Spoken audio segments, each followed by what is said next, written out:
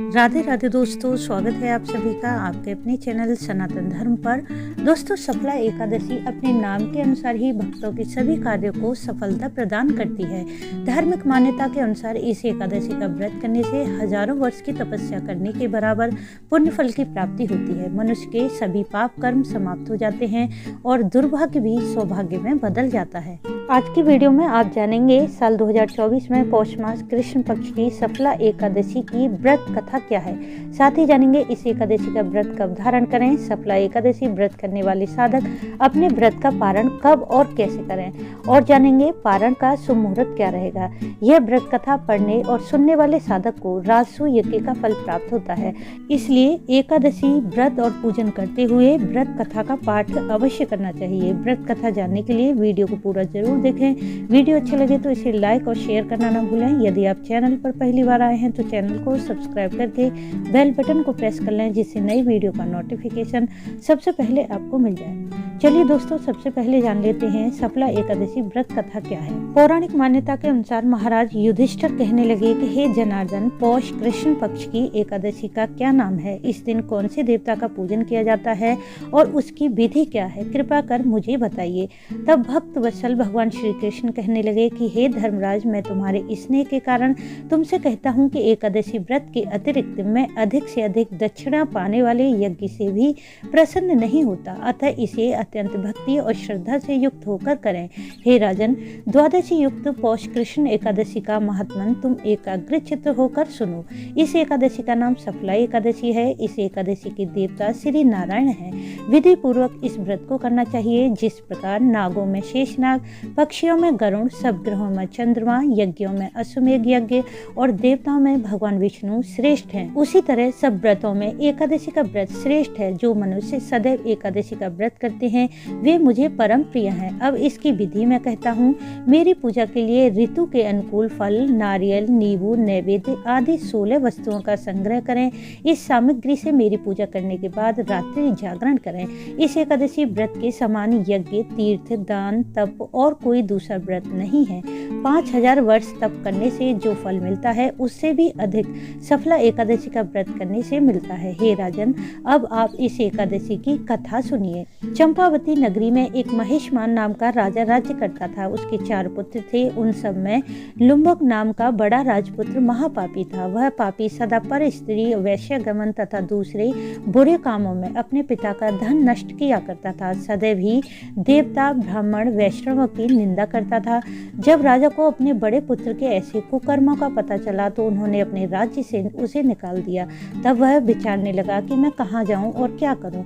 अंत में उसने चोरी करने का निश्चय किया। दिन में वह वन में रहता और रात्रि को अपने पिता की नगरी में चोरी करता, प्रजा को तंग करने, उन्हें मारने का कुकर्म करता। कुछ समय पश्चात सारी नगरी भयभीत हो गई। वह वन में रहकर पशु आदि को मारकर खाने लगा।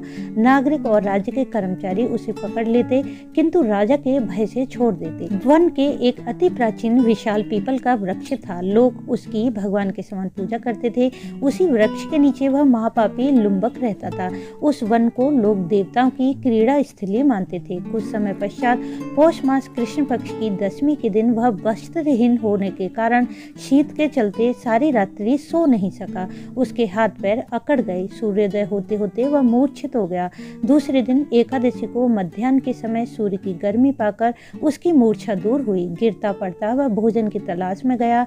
पशुओं को मारने में वह समर्थ नहीं था, अतः पेड़ों के नीचे गिरे हुए फल उठाकर वापस उसी पीपल वृक्ष के नीचे आ गया। उस समय तक भगवान सूर्य अस्त हो रहे थे। वृक्ष के नीचे फल रखकर कहने लगा, हे भगवान, अब आपके ही अर्पण हैं ये फल, आप ही तृप्त हो जाइए। उस रात्रि को दुख के कारण रात्रि को उसे नींद नहीं आई। उसके इस उपवास और जागरण से भगवान अत्यंत प्रसन्न हुए और उसके सारे पाप नष्ट हो गए। दूसरे दिन प्रातः एक अति सुंदर घोड़ा अनेक सुंदर वस्तुओं से सजा हुआ उसके सामने आकर खड़ा हो गया।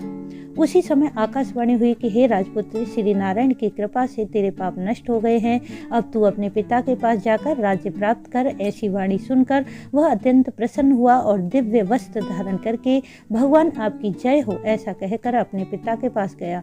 उसके पिता ने प्रसन्न होकर उसे समस्त राज्य का भार सौंप दिया और वन को चले गई। अब लुम्बक शास्त्रानुसार राज्य करने लगा। उसके स्त्री पुत्र आदि सारा कुटुंब भगवान नारायण का परम भक्त हो गया। वृद्ध होने पर वह अपने पुत्र को राज्य का भार सौंपकर वन में तपस्या करने के लिए चला गया और अंत समय में वैकुंठ को प्राप्त हुआ। अतः जो मनुष्य इस परम पवित्र सफला एकादशी का व्रत करता है उसे अंत में मुक्ति मिलती है। जो नहीं करते वे पूंछ और सींगों से रहित पशुओं के समान हैं। इस सफला एकादशी के महात्म्य को पढ़ने से अथवा श्रवण करने से मनुष्य को अश्वमेध यज्ञ का फल मिलता है। बोलो श्री हरि नारायण माँ लक्ष्मी की जय। और अब जान लेते हैं कि सफला एकादशी का व्रत कब धारण किया जाएगा। सफला एकादशी शुरू हो जाएगी 25 दिसंबर की रात्रि में 10:30 पर और समाप्त होगी 26 दिसंबर की मध्य रात्रि में 12:44 पर। क्योंकि इस बार एकादशी 25 दिसंबर की रात्रि में ही शुरू हो रही है और 26 दिसंबर को सूर्योदय से लेकर मध्य रात्रि तक विद्यमान रहेगी। इसलिए इस बार 26 दिसंबर दिन गुरुवार को एक दिन ही सफला एकादशी का व्रत धारण किया जाएगा। बात करें व्रत के पारण की तो सफला एकादशी व्रत पारण का सुमुहूर्त रहेगा 27 दिसंबर की सुबह 7:09 से 8:49 तक। अब क्योंकि एकादशी व्रत का पारण द्वादशी तिथि में द्वादशी तिथि के समाप्त होने से पहले किया जाता है, इसलिए इस बार द्वादशी तिथि समाप्त होगी 27 दिसंबर को दोपहर में 2:26 पर। अब क्योंकि द्वादशी तिथि शुरू होते हुए भी एकादशी व्रत का पारण नहीं करना चाहिए, क्योंकि द्वादशी तिथि शुरू होते ही हरिवासर भी शुरू हो जाता है और हरिवासर के समय व्रत का पारण करना पाप के समान माना गया है। यह हरिवासर द्वादशी तिथि के शुरू के 5 या 6 घंटे का समय होता है, इसलिए हरिवासर समाप्त होने के बाद ही एकादशी व्रत का पारण करना चाहिए।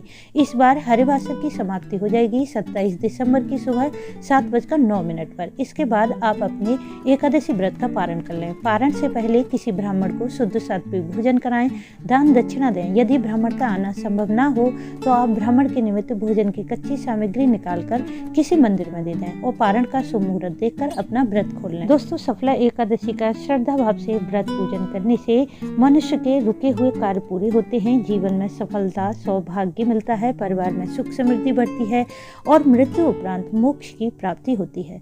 तो बहुत ही महत्वपूर्ण होती है सफला एकादशी। उम्मीद है इस वीडियो से आपको लाभ अवश्य मिलेगा। वीडियो अच्छा लगा हो तो इसे लाइक शेयर सब्सक्राइब जरूर कर लें। वीडियो अंत तक देखने के लिए आपका धन्यवाद। राधे राधे।